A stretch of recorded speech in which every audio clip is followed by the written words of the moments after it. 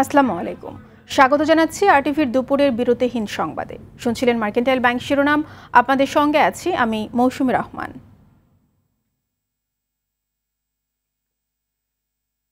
এবারে বিস্তারিত সংবাদ। দোকান বরাদ্দের নামে তালা লাগিয়ে টাকা আত্মসাতের অভিযোগে সাবেক মেয়র সাইদ খোকনকে গ্রেপ্তারের দাবি জানিয়েছে ক্ষতিগ্রস্ত ব্যবসায়ীরা। দোকান ভাঙা আপাতত স্থগিত করে মার্কেটগুলিতেই ব্যবসায়ীদের পুনর্বাসনের দাবিতে সংবাদ সম্মেলন ও মানববন্ধন করেন তারা। রাজধানী গুলিস্তানে Phulbaria city plaza, Zaker supermarket ও নগর প্লাজায় যাদের বৈধ কাগজ আছে তাদের দোকান না ভেঙে বিষয়টি বিবেচনার জন্য ঢাকা দক্ষিণ সিটির মেয়র শেখ ফজলে নূর তাপসের কাছে দাবি জানানো হয় সংবাদ সম্মেলনে।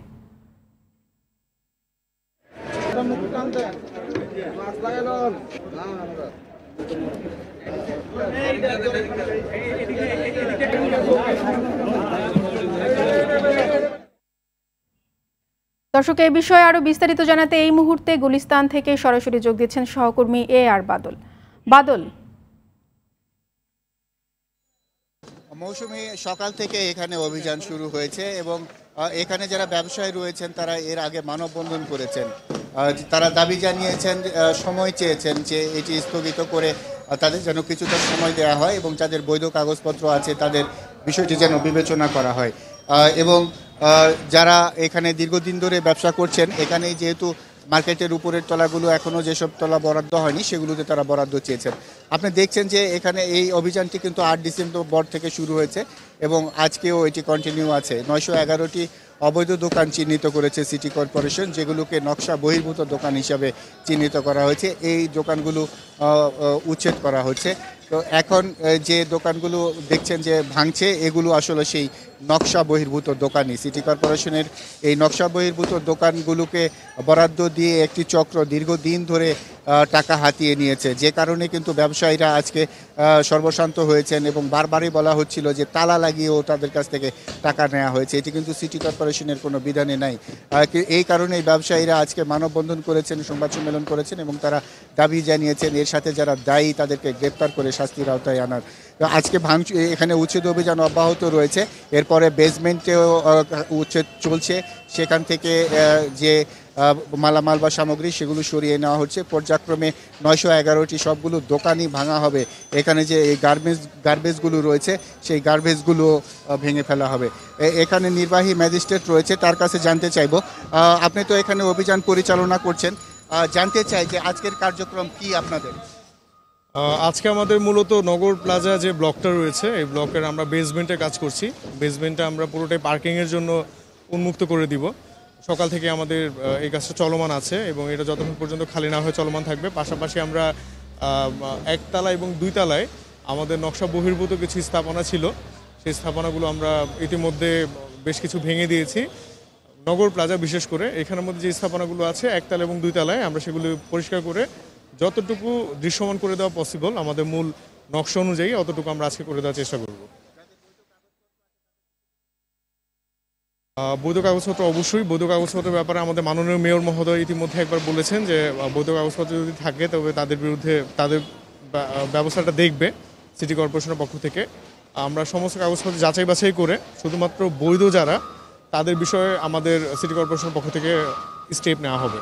ধন্যবাদ আপনাকে। বলছিলেন নির্বাহী ম্যাজিস্ট্রেট ইরফান উদ্দিন আহমেদ। তো মৌসুমী, এই ছিল আমার কাছে সর্বশেষ খবর। পরবর্তী সংবাদে আরও আপডেট জানিয়ে দেব। বাদল, আপনাকে ধন্যবাদ। দর্শক, এতক্ষণ গুলিস্তান থেকে জানাচ্ছিলেন সহকর্মী আর বাদল। চলতি সপ্তাহে দ্বিতীয় দিনের মতো ঢাকার বুড়িগঙ্গা নদীর তীরবর্তী কেরানীগঞ্জ অবৈধ স্থাপনা উচ্ছেদে অভিযান চালাচ্ছে অভ্যন্তরীণ নৌবন্দর কর্তৃপক্ষ। এ সময় নদীর জায়গা দখল করে গড়ে ওঠা পাকা, কাঁচা ও আধা কাঁচা স্থাপনা উচ্ছেদ করে বিআইডব্লিউটিএ। নদীর পার্কে দখলমুক্ত করতে অভিযান নিয়মিতভাবে চলবে বলে জানায় উচ্ছেদের দায়িত্বে থাকা কর্মকর্তারা। সারা দেশে অভ্যন্তরীণ নৌ কর্তৃপক্ষের সম্পদকে দখলমুক্ত করে সৌন্দর্য বৃদ্ধির কার্যক্রম হাতে নেয় নৌ পরিবহন মন্ত্রণালয়।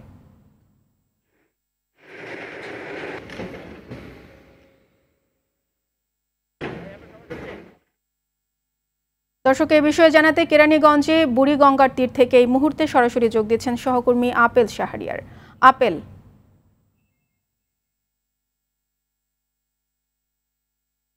নদীর পাড় দখলমুক্ত রাখতে আজকে অভিযান পরিচালনা করা হচ্ছে। আপনি দেখতে পাচ্ছেন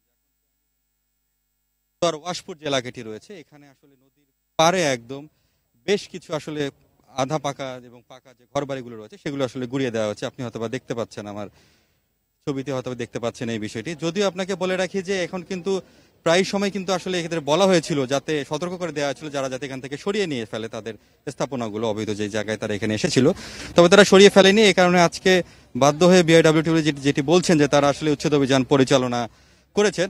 মূলত বলে রাখি যে এখানে কিন্তু বেশ কিছু পাকা আধা পাকা ঘর বাড়ি রয়েছে, যেগুলো আসলে নদীর যে সীমানা রয়েছে তার আসলে ভিতরে পড়ে গেছে, সেগুলো আজকে ঘুরিয়ে দেওয়া হচ্ছে আপনাকে। এবং গতকালও যে আমরা দেখেছিলাম, আমিও এই উচ্ছেদ অভিযানের সাথে আছি কয়েকদিন ধরে, সেখানে দেখেছিলাম যে হাজি সেলিমের একটি জায়গা রয়েছে, সেখানেও তারা আসলে সেই নদীর জায়গার ভিতরে সেটি পড়ে গিয়েছিল, সেটি আসলে উচ্ছেদ করা হয়েছে। তো এখন আসলে আপনাকে বলে রাখি যে এখন যিনি আসলে এই অভিযানের নেতৃত্ব দিচ্ছেন বিআইডব্লিউটিএ এর যুগ্ম পরিচালক, তার কাছে আমরা সরাসরি চলে যাচ্ছি। এসিল্যান্ড অফিস, ইউনো অফিস, আমাদের যে জাতীয় নদীরক্ষা কমিশন, সেজন্য তারা আবেদন নিবেদন করলে তারা বিচার বিশ্লেষণ করে সিদ্ধান্ত দিতে পারবেন। এই সম্পর্কে আমার বক্তব্য দেওয়ার ইখতিয়ার নেই, সিদ্ধান্ত দেওয়ার ক্ষমতাও নেই। আমার 2012 সালে একই এলাকায় আপনারা সীমানা পিলার বসিয়েছেন, তখন প্রাথমিকভাবে স্বীকৃতি দিয়েছেন যে নদীর তীরভূমি এই পর্যন্ত। সেই সীমানা পিলার দেখে এলাকা এবং দূর থেকে অনেকেই জমি কিনছে, সেই মানুষগুলোকে আপনি এসে আবার এখন নতুন করে সীমানা পিলার দিলেন। এই ভুক্তভোগীরা আসলে কার কাছে যাবে, এই জন্য দায়ী কে, তাদের বিরুদ্ধে কারা ব্যবস্থা নেবে? তখন যখন বিশেষ করে তখন যখন সীমানা পিলার দেওয়া হয়েছিল, তখন সেই সীমানা পিলার সময় বিআইডব্লিউটিও ছিল। এই বিষয়ে বলেন। আপনারা জানেন 25/3/2009 আলোকে যে যৌথ জরিপ হয়েছিল জেলা প্রশাসনের নেতৃত্বে, সেই সময় যে যৌথ জরিপের আলোকে যে সীমানা দেওয়া হয়েছিল সেটার দায়িত্ব ছিল গণপূর্ত অধিদপ্তরকে ট্রান্সপোর্ট কর্তৃক দেওয়া হয়েছিল। সেই সীমানা পিলার দেওয়ার পরে যখন এই সীমানা পিলার বিআইডব্লিউটিকে বুঝে নেওয়ার জন্য বলা হলো, বিআইডব্লিউটি কিন্তু এই সীমানা পিলার আপত্তি সহকারে বুঝে নেওয়া হয়েছে, কারণ এই সীমানা পিলারগুলো বেশিরভাগ সীমানা পিলারে তখনকার আরএসের নিচে ছিল। কিন্তু আপনারা জানেন নদী জরিপ হয় সিএস ম্যাপের উপর ভিত্তি করে। 1912 সনের যে সিএস ম্যাপ, সেই সিএস ম্যাপের উপর ভিত্তি করে নদী জরিপ হয়। কিন্তু 2012 সনের যে সীমানা পিলার স্থাপন করা হয়েছিল গণপূর্ত অধিদপ্তরের মাধ্যমে, সেই সীমানা পিলার আরএসের নিচে ছিল। ফলে ওই সীমানা পিলার হওয়ার পরে বিআইডব্লিউটি কোনো সীমানা পিলার গ্রহণ করেনি, আপত্তি সহকারে গ্রহণ করেছিল। এবং এই আপত্তি আমরা টাস্কফোর্স, নদী কমিশন, আমাদের মন্ত্রণালয় দেওয়ার পরে 2016 সনের দিকে টাস্কফোর্স মন্ত্রণালয় সবাই মিলে সম্মিলিত সিদ্ধান্ত হলো পুনঃজরিপের। সেই পুনঃজরিপের পরে এই নতুন সীমানা পিলার এসেছে। সুতরাং সেই সীমানা পিলার যে আমরা বুঝে নিয়েছি এটা সঠিক নয়, এটা আপত্তিকৃত সীমানা পিলার ছিল। এই যে জমিতে আপনারা বুঝেন না, এটা যে বিরোধপূর্ণ সম্পত্তি, তার মানে বিরোধপূর্ণ, সেই বিরোধপূর্ণ সম্পত্তি এই বিষয়ে বিআইডব্লিউটির পক্ষ থেকে কোনো ব্যবস্থা নেওয়া হয়েছিল? আপনারা তো সীমানা পিলার একবার বসালেন, স্বীকৃতি দিলেন প্রাথমিকভাবে যে নদী এই পর্যন্ত, এখন আবার এসে না, আপনি ভুল করছেন। কারণ হলো বিআইডব্লিউটি ওই সীমানা পিলার আপত্তি সহকারে বুঝে নিয়েছে। এটা যারা জমি কিনেছে তারা অবশ্যই জানে, কারণ AC land office, UNO office, DC office, নৌপরিবহন মন্ত্রণালয়, নদীরক্ষা কমিশন সব বিভাগ মিলেই এই কাজ সম্মিলিতভাবে করে এবং সবাই টাস্কফোর্সের সদস্য। এত বিষয়ে টাস্কফোর্সে বহু মিটিং হয়েছে, বহু আলোচনা হয়েছে, সবাই অবগত আছেন যে এই সকল সীমানা পিলারে ছিল আপত্তিকৃত সীমানা পিলার, 2012 সনের সীমানা পিলার। এবং তারপর নদীরক্ষা কমিশন এবং টাস্কফোর্স সিদ্ধান্তের আলোকে এগুলো পুনঃজরিপের সিদ্ধান্ত হয়। এই পুনঃজরিপ 2016 সনে আরম্ভ হয়। পুনঃজরিপ শেষে যে জিপিএস নেওয়া হয়েছে তার উপর ভিত্তি করে এই নতুন সীমানা পিলার বসেছে। ধন্যবাদ গুলজার আলী। আসলে আপনি দেখলেন যে আসলে উনি আসলে এই যে উচ্ছেদ অভিযান যেটি পরিচালনা করা হচ্ছে সেটি আসলে বিস্তারিত জানাচ্ছেন। তো আমরা উচ্ছেদ অভিযানের সাথে আছি, সবশেষ যে তথ্য আছে আমরা পরবর্তীতে জানাতে পারবো। আপেল, আপনাকে অসংখ্য ধন্যবাদ আমাদের সঙ্গে যুক্ত হবার জন্য। দর্শক, এতক্ষণ কেরানীগঞ্জ থেকে জানাচ্ছিলেন সহকর্মী আপেল শাহরিয়ার। কক্সবাজারের টেকনাফে অবসরপ্রাপ্ত মেজর সিনহা রাশেদ খান হত্যা মামলার অভিযোগপত্র গ্রহণ করেছে আদালত। একই সঙ্গে এ মামলার পলাতক আসামি টেকনাফ থানার সাবেক এএসআই সাগর দেবের বিরুদ্ধে গ্রেপ্তারি পরোয়ানা জারি করা হয়েছে। দুপুরে কক্সবাজারের সিনিয়র জুডিশিয়াল ম্যাজিস্ট্রেট তামান্না ফারাহ এ আদেশ দেন। রাষ্ট্রপক্ষের আইনজীবী অ্যাডভোকেট ফরিদুল আলম জানান, গত 13 ডিসেম্বর র্যাবের তদন্ত কর্মকর্তা দেয়া অভিযোগপত্র গ্রহণ করেছে আদালত। এছাড়াও টেকনাফ থানা পুলিশের দায়ের করা মামলার আসামি সিফাত ও শিপ্রাকে মামলা থেকে অব্যাহতি দেওয়া হয়েছে। দীর্ঘ 4 মাস 8 দিন তদন্ত শেষে টেকনাফ থানার আলোচিত ওসি প্রদীপ কুমার দাস সহ 15 জনকে আসামি করে অভিযোগপত্র দেওয়া হয়। গত 31 জুলাই বাহারছড়া চেকপোস্টে পুলিশের গুলিতে নিহত হন 15 জনের মধ্যে একজন আসামি পলাতক ছিল। সে পলাতক আসামির বিরুদ্ধে ওয়ারেন্ট পিএনডি জারি করা হয়েছে। সেইটাই রিটার্ন হলে পরবর্তীতে সেটা মাননীয় আদালত এটা পত্রিকায় প্রকাশ করে ফাইলপত্র রেডি করে বিচারের জন্য ট্রায়ালের জন্য ফাইল মাননীয় দায়রা জজ আদালতে পাঠিয়ে দেওয়ার ব্যবস্থা নেবেন। দর্শক, কক্সবাজার আদালত প্রাঙ্গণে রয়েছেন এই মুহূর্তে আমাদের সহকর্মী সাইফুর রহিম শাহিন, সরাসরি যোগ দিচ্ছেন তিনি আমাদের সঙ্গে। শাহিন, মৌসুমী, একটু আগে চার্জশিট গ্রহণের শুনানির পর চার্জশিটটা গ্রহণ করা হয়েছে, সেটা আপনি খবরেই বলেছেন। দীর্ঘ 4 মাস পর গত 13ই ডিসেম্বর যে চার্জশিটটা দেওয়া হয়েছিল সেটার আজকে শুনানি হয়েছে, সেটা আজকে গ্রহণ করেছে সিনিয়র জুডিশিয়াল ম্যাজিস্ট্রেট তামান্না ফারা, সেটা আপনি খবরেই বলেছেন।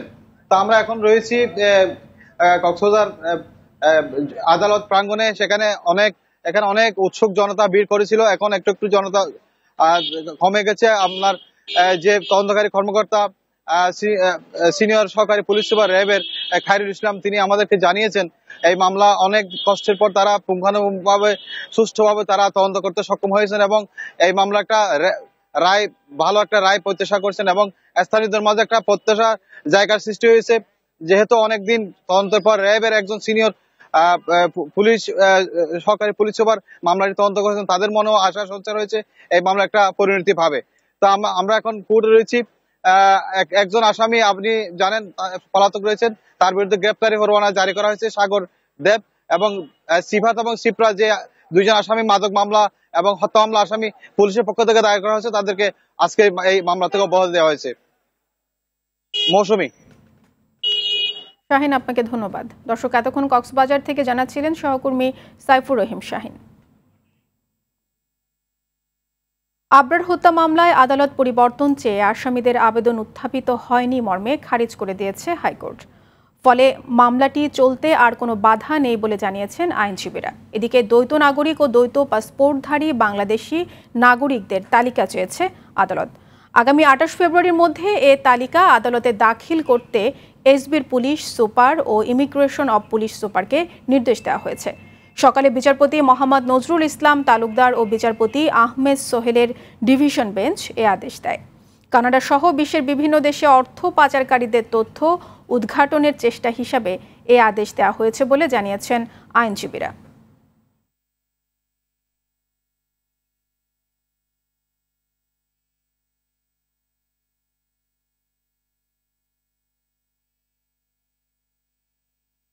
কুষ্টিয়ার কুমারখালীতে ব্রিটিশ বিরোধী বিপ্লবী বাঘা যতীনের ভাস্কর্য ভাঙার মামলায় 3 আসামির 3 দিন করে রিমান্ড দিয়েছে আদালত। দুপুরে কুষ্টিয়ার সিনিয়র জুডিশিয়াল ম্যাজিস্ট্রেট আদালতের বিচারক সেলিনা খাতুন এ আদেশ দেন। আসামিরা হলেন কয়া ইউনিয়ন যুবলীগ নেতা আনিসুর রহমান, সবুজ ও হৃদয়। সকাল 11টার দিকে কারাগার থেকে আসামিদের আদালতে হাজির করে পুলিশ। রাষ্ট্রপক্ষের আইনজীবী অ্যাডভোকেট জয়দেব বিশ্বাস জানান, আসামিদের 7 দিন করে রিমান্ড চান তদন্ত কর্মকর্তা।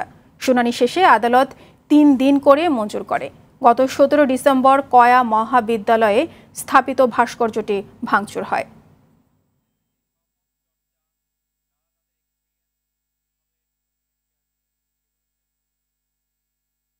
প্রত্যেক আসামিরই রিমান্ড আবেদন 72 ঘন্টা মঞ্জুর করেছেন। আমরা এতে খুশি এবং এই রিমান্ডের মধ্য দিয়েই আমরা মনে করি এই ঘটনার পরিকল্পনাকারী এবং এই ঘটনার প্রকৃত আরও যারা পলাতক আসামি তাদেরকে গ্রেপ্তার করতে সক্ষম হবে। উত্তরের জেলা পঞ্চগড়ে ঘন কুয়াশা ও উত্তর হাওয়ায় বেড়েছে শীতের তীব্রতা। গত 2 দিন রীতিমতো হাড় কাঁপানো শীতে স্থবির হয়ে পড়েছে জনজীবন। টানা 4 দিন ধরে দেশের সর্বনিম্ন তাপমাত্রা বিরাজ করছে। সকালে তাপমাত্রা 8.2 ডিগ্রি সেলসিয়াস রেকর্ড করেছে আবহাওয়া অফিস। চুয়াডাঙ্গায় শীতের সঙ্গে বইছে মৃদু শৈত্যপ্রবাহ। ভোরে জেলার সর্বনিম্ন তাপমাত্রা রেকর্ড করা হয়েছে 9.7 ডিগ্রি সেলসিয়াস। সন্ধ্যায় ফাঁকা হয়ে যাচ্ছে রাস্তাঘাট। কুড়িগ্রামে মাঝারি ধরনের শৈত্যপ্রবাহ অব্যাহত রয়েছে। এখানে হিমেল হাওয়ায় কাবু হয়ে পড়েছে চরাঞ্চল ও নদ নদীর তীরবর্তী এলাকায় হতদরিদ্র মানুষ। শ্রমজীবীদের অনেকেই কাজে যেতে না পেরে পরিবার পরিজন নিয়ে তারা পড়েছে চরম সংকটে। শীতবস্ত্রের অভাবে কষ্টে আছেন চরের হতদরিদ্র মানুষ।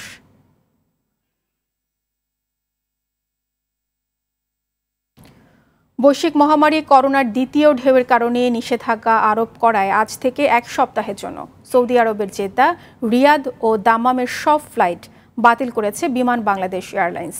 সকালে বিমানের পাঠানো সংবাদ বিজ্ঞপ্তিতে এ তথ্য জানানো হয়। এতে বলা হয়, বাতিলকৃত ফ্লাইটগুলোর যাত্রীদের ফ্লাইট পুনরায় চালুর পর আসন খালি সাপেক্ষে অগ্রাধিকার ভিত্তিতে আসন বরাদ্দ করা হবে।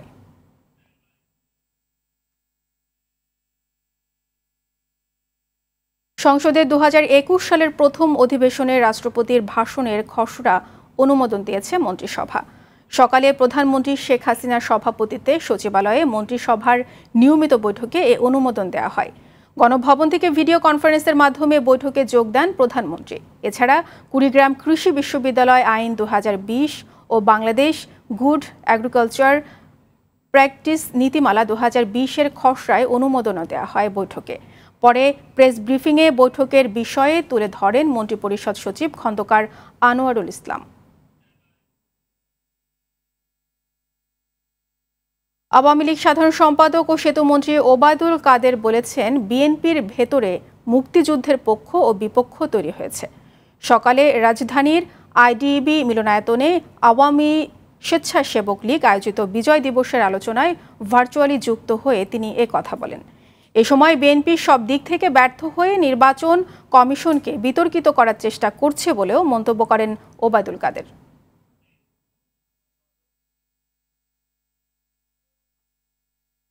নেতিবাচক রাজনীতির কারণে জনগণ তাদের বারবার প্রত্যাখ্যান করেছে। নির্বাচন উপনির্বাচনে প্রচারণা না চালিয়ে, পোলিং এজেন্ট না দিয়ে, ভোট কেন্দ্রে না এসে ভোটের দিন জনরায়কে হঠাৎ করে দুপুরবেলা প্রত্যাখ্যান করা তাদের এই অপকৌশলের অংশ। নির্বাচনকে প্রশ্নবিদ্ধ করার এই অপকৌশল কিন্তু এরই মধ্যে মরচে ধরে গেছে।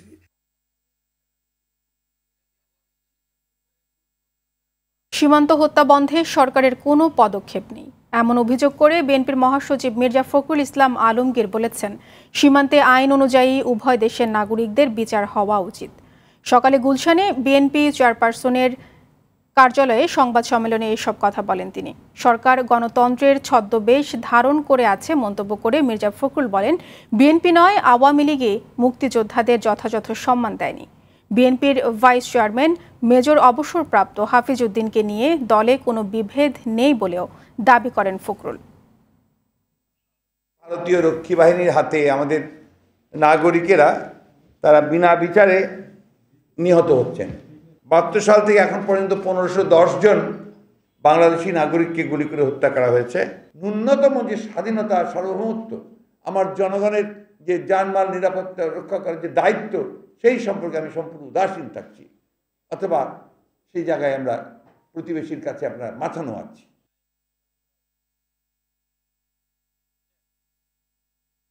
মান্না থাকায় বিতরণের আগেই প্রাথমিকের প্রায় 6 লাখ বই বাতিল করেছে মন্ত্রণালয়। এনসিটিবি বলছে, ছাপা বইগুলোতে প্রতি বছরই কিছু ত্রুটি বের হয়। প্রেসগুলো সেগুলোকে সংশোধন করে ফের ছাপিয়ে দেওয়ার কোনো ব্যবস্থা নেওয়া হয় না। তবে শিক্ষাবিদরা বলছেন, স্পর্শকাতর এমন বিষয়ে ব্যবস্থা না নিলে প্রেস মালিকরা শোধরাবেন না। পাঠ্যপুস্তক নিয়ে মাইদুর রহমান রুবেলের ধারাবাহিক রিপোর্টের শেষ পর্ব। ছবি তুলেছেন নাজমুল হোসেন সাইমন। নতুন শিক্ষাবর্ষে প্রাথমিক ও মাধ্যমিক স্তরের প্রায় 4,55,226 জন শিক্ষার্থীর জন্য মোট 34,36,62,394টি বই ছাপছে এনসিটিবি। এর মধ্যে মাধ্যমিকের বই প্রায় 24,11 লাখ। এবার প্রাক্কলিত দরের চেয়ে 37 থেকে 45% পর্যন্ত কম দর দিয়ে কাজ নিয়েছেন প্রেস মালিকরা। বগুড়ার মা systems computer printers and packaging নামে একটি প্রতিষ্ঠান এবার 30,22,174টি বই ছাপার কাজ পেয়েছেন। কিন্তু ছাপার মান যাচাইয়ে সরকার নিযুক্ত প্রতিষ্ঠান ইন্ডিপেন্ডেন্ট ইন্সপেকশন সার্ভিসেস যাচাই করলে ঘটে বিপত্তি। নিম্নমানের কাগজ দিয়ে ছাপায় প্রেসটির প্রায় 3.5 লাখ বই বাতিল করা হয়। একই কারণে আরেকটি প্রতিষ্ঠানের 2,63,000 বই বাতিল করা হয়েছে। এছাড়া নোয়াখালীর চৌমোহনীর অগ্রণী প্রিন্টিং প্রেস এবার কেবল মাধ্যমিক স্তরেই প্রায় 78 লাখ বই ছাপার কাজ পেয়েছে। প্রতিষ্ঠানটি নিম্নমানের কাগজ দিয়ে বই ছাপায় 120 মেট্রিক টন কাগজ বাতিল করেছে এনসিটিবি। এভাবে মোট অপচয় হয়েছে প্রায় 3,000 মেট্রিক টন কাগজ। কিছু ত্রুটি বই থাকলে আমরা এগুলোকে বাতিল করে দিই। বাদ হয়ে যায়। প্রিন্টিং এ যদি থাকে বা কাগজের মান যদি খারাপ থাকে, শুরুতে এটা আমরা ইন্সপেকশনে বাতিল করে দেয়, কাগজ ছাড় দেয় না। সেই পর্যায়ে তো এগুলো একটা প্রসেসের কাজের একটা অংশই। এগুলো ত্রুটি বিচ্যুতি পড়ে, প্রতি বছরই পড়ে। ত্রুটি হইলে তার বই খারাপ হলে আবার নতুন করে তৈরি করে দিবে। বিলম্বে যদি বই সরবরাহ করে তাহলে সে বিলম্ব জরিমানা দিবে। এই সকল কারণে তো তাকে ব্ল্যাকলিস্ট করা যায় না। ব্যবসায়ীদের বেশিরভাগই কম খরচে বেশি লাভ করতে চায়। মান যাচাইয়ের কাজটিও উন্নত হয়নি। এনসিটিবির সামর্থ্য বাড়িয়ে এই সমস্যার অনেকটা সমাধান সম্ভব বলে মনে করেন এই শিক্ষাবিদ। তাদেরকে যদি আমরা ভুলভাবে শিক্ষা দিয়ে বড় করি কিংবা ভুল একটি বার্তা দিয়ে যদি তাদেরকে আমরা বড় করি, তাহলে তার নেতৃত্বের জায়গাটিও কিন্তু আসলে পক্ষপাতিত্ব হবে এবং সে ভুলভাবে সেই নেতৃত্বের জায়গাটি তার মধ্যে গড়ে উঠবে। প্রতি বছর এইভাবে তদন্ত কমিটির কথা কিংবা আমরা বিষয়টি পরবর্তী বছরে দেখা হবে, এই শব্দগুলো আমরা শুনতে চাই না। আমরা সমাধান চাই। আমি মনে করি সংশ্লিষ্ট কর্তৃপক্ষ কিংবা কর্তা ব্যক্তি যারা রয়েছেন তারা সমাধানের বিষয়টি অনুসন্ধান করবেন, সমাধানের বিষয়ে কাজ করবেন। কি কারণে তৈরি হয় কারণগুলো আমাদের জানা, আমাদের সমাধানগুলো প্রয়োজন। আমরা সেই সমাধানের বিষয়টি চাই। বিষয়টি নিয়ে বারবার যোগাযোগ করা হলেও কথা বলতে রাজি হননি প্রাথমিক ও গণশিক্ষা প্রতিমন্ত্রী জাকির হোসেন। মাইদুর রহমান রুবেল, RTV, ঢাকা। নোয়াখালীর হাতিয়ায় বর যাত্রীবাহী ট্রলার ডুবির ঘটনায় আরও একজনের মরদেহ উদ্ধার হয়েছে। গতরাতে মেঘনা নদীর চেয়ারম্যান ঘাট এলাকা থেকে আমির হোসেনের মরদেহ উদ্ধার করে কোস্টগার্ড। এ নিয়ে 11 জনের মরদেহ উদ্ধার হলো। এখনও নিখোঁজ রয়েছে 4 শিশু। তাদের সন্ধানে সকাল থেকে অভিযান অব্যাহত রয়েছে। গত 15 ডিসেম্বর বরযাত্রী নিয়ে ট্রলারটি হাতিয়ার চানন্দি ঘাট থেকে ঢালচরে যাওয়ার পথে নদীতে ডুবে যায়। ওই দিনই উদ্ধার হয় কনেসহ 7 জনের মরদেহ। কোস্টগার্ডের স্টেশন কমান্ডার তাহসিন রহমান জানান, বাকিদের সন্ধান না পাওয়া পর্যন্ত উদ্ধার অভিযান অব্যাহত থাকবে।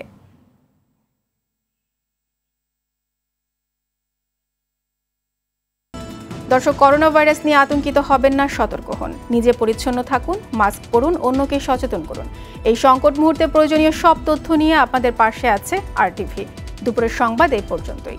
RTV সবশেষ সংবাদ জানতে যে কোনো মোবাইল ফোন থেকে 24141 নম্বরে ডায়াল করুন। আর মোবাইল ফোনের সংবাদ দেখতে অ্যাপ স্টোর, গুগল প্লে বা উইন্ডোজ স্টোর থেকে ডাউনলোড করুন RTV অ্যাপস। এছাড়াও তাৎক্ষণিক ও বিনোদন সংবাদ জানতে বিশ্বের যে কোনো প্রান্ত থেকে ভিজিট করুন rtvonline.com, facebook.com/rtvonline ও youtube.com/rtvdigitals। এখন থেকে RTVর সব বিনোদনমূলক অনুষ্ঠান দেখতে পারবেন RTV প্লাসে। এতক্ষণ সাথে থাকার জন্য সবাইকে ধন্যবাদ।